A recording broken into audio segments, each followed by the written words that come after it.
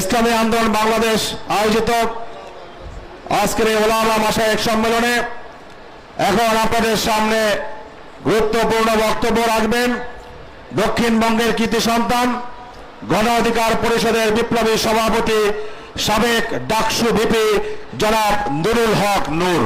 জনাব নুরুল হক নূর এখন বক্তব্য রাখবেন।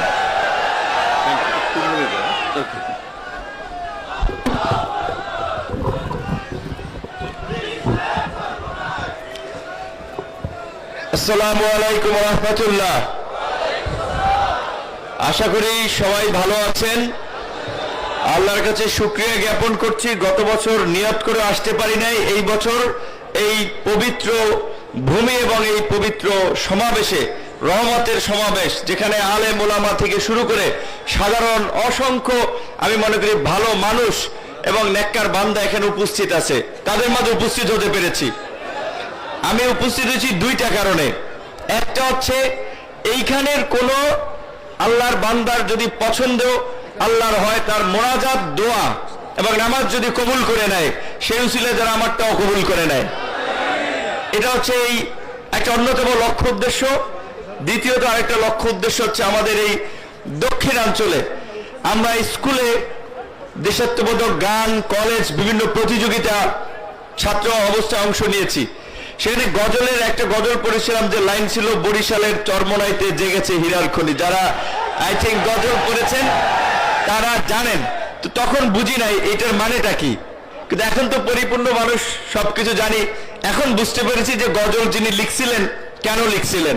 তো আজকে এই পীর সাহেবের আমন্ত্রণে এবং ইসলামী আন্দোলনের প্রেসিডিয়াম মেম্বার, যিনি রাজনৈতিক দলগুলোর সাথে সমন্বয় করেন, যোগাযোগ রক্ষা করে একটা লিয়াজু মেনটেন করেন, আশরাফ আলী আকন ভাইকেও ধন্যবাদ জানাই যে তিনি আমাদেরকে এই সুযোগ করে দিয়েছেন আসার জন্য। তার যদি মেহনত না থাকতো তাহলে হয়তো এখানে আসা হতো না।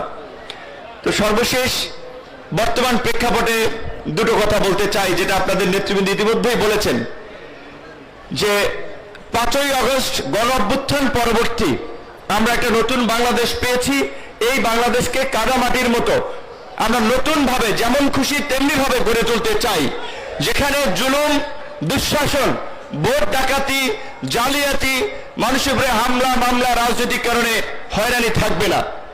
কিন্তু এক ভাইয়ের বক্তব্য আমি পেছন থেকে শুনেছিলাম, এটা সত্য। এখনই কোন কোন রাজনৈতিক দলের উৎপাত শুরু হয়ে গেছে, মনে হয় তারা ক্ষমতায় চলে এসেছে। এইটা হতে দেওয়া যাবে না। আমি যে কয় জেলায় গিয়েছি, উপজেলায় গিয়েছি, পরিষ্কার ভাবে ডিসি, এসপি, ওসি, ইউনোকে বলেছি, বিএনপি, জামাত, ইসলামী আন্দোলন, খেলাফত মজলিস, গণ অধিকার পরিষদ, যেই জেলা উপজেলায় যেই দল সক্রিয় আছে, জেলা উপজেলার সরকারি প্রত্যেকটি কাজে সকল দলের প্রতিনিধিদেরকে নিয়ে আলোচনা করে মত বিনিময় করে কাজ করবেন। এই যে বিজিডি, বিএসএফ, বয়স্ক ভাতা, ওএমএস, টিসিবি, বিভিন্ন ধরনের যে সরকারি কার্যক্রম আছে, কোন রাজনৈতিক দলকে প্রাধান্য দিয়ে বাকিদেরকে গোড়ায় ধরবেন না, এটা হবে না। সমস্ত রাজনৈতিক দলের নেতৃবৃন্দ যারা এই গণ অভ্যুত্থানে ভূমিকা রেখেছে, তাদের সাথে আলাপ আলোচনা করে তাদেরকে নিয়ে প্রকৃত যারা ভুক্তভোগী তাদের লিস্ট তৈরি করতে হবে। কোন একক নেতার কথায়, কোন দলের কথায় লিস্ট চলবে না।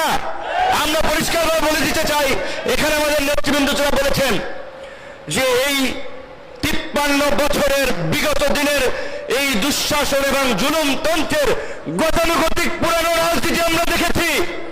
আমাদের সামনে সুযোগ এসেছে, সুযোগ আমরা কিভাবে কাজে লাগাবো, কোন প্রক্রিয়ায় যাব, সেটি সিদ্ধান্ত আমাদেরকে নিতে হবে। আমাদের অনেক ভাই এখানে বলেছে, কোন দল, ইসলামিক দলের নাম না থাকুক, কিন্তু মৌলিক বিষয়ে দেশ, জাতি এবং দিনের স্বার্থ যদি একমত হয়, তাদেরকে নিয়ে কিভাবে আগামীতে একটা বৃহত্তর শক্তি আপনার গঠন করে আগামীতে জনগণের সরকার গঠন করা যায়, সেইটি এখানকার সম্মানিত আলেম ওলামা এবং মুরব্বীদেরকে ভাবতে হবে। সুযোগ কিন্তু 53 বছর একবার পেয়েছেন, এই গণ অভ্যুত্থান একবার হয়েছে। কাজে আমি আপনাদেরকে বিনয়ের সাথে অনুরোধ করব, আমাদের ছোটখাটো মতভেদের কারণে এই সুযোগ যেন আমরা হাতছাড়া না করি। এখানে আলেম ওলামারা যারাই আছেন, মুফতি সাহেব বরিশাল নির্বাচনে তার মতো মানুষ যাদেরকে পা সালাম করার জন্য, জুতা টানার জন্য কত লোক রেডি থাকে। এই নির্বাচনে দেখেছেন কতিপয় ছাত্রলীগের, এই যুবলীগের লোকেরা চরিত্র ঠিক নাই, মাথা ঠিক নাই, নেশা পানি করে এই সমস্ত মানুষ লাঞ্ছিত করছে। মামুনুল থেকে শুরু করে অসংখ্য আলেম ওলামাদের উপরে গত কয়েক বছর যে নির্যাতন, নিপীড়ন, নিষ্পেষণ হয়েছে আপনারা সকলেই দেখেছেন। সর্বশেষ যেটি আল্লাহ পাক কিন্তু পরিষ্কারভাবে কোরআনে বলেছে, তোমরা সত্যের সাথে মিথ্যার মিশ্রণ করো না, জেনে শুনে সত্য গোপন করো না।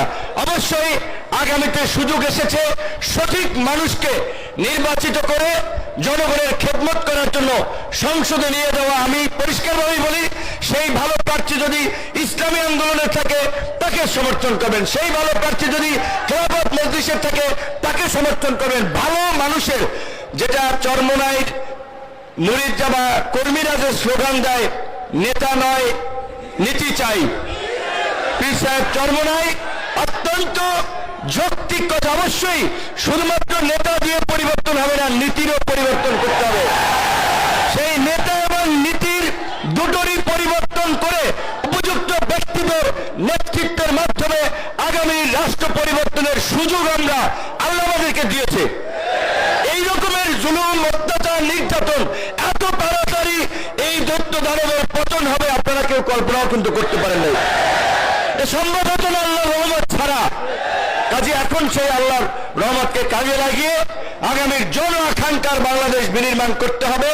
সেই বিষয়ে আমরা একসাথে কাজ করব এবং যারা বিগত দিনেও জনগণের উপরে ক্ষমতায় গিয়ে অত্যাচার, নির্যাতন, জুলুম করেছে আপনারা জানেন এবং চেনেন। কাজেই নতুন কিছু করতে হবে। সবাই ভালো থাকবেন, সবার কাছে দোয়া চাই। আসসালামু আলাইকুম।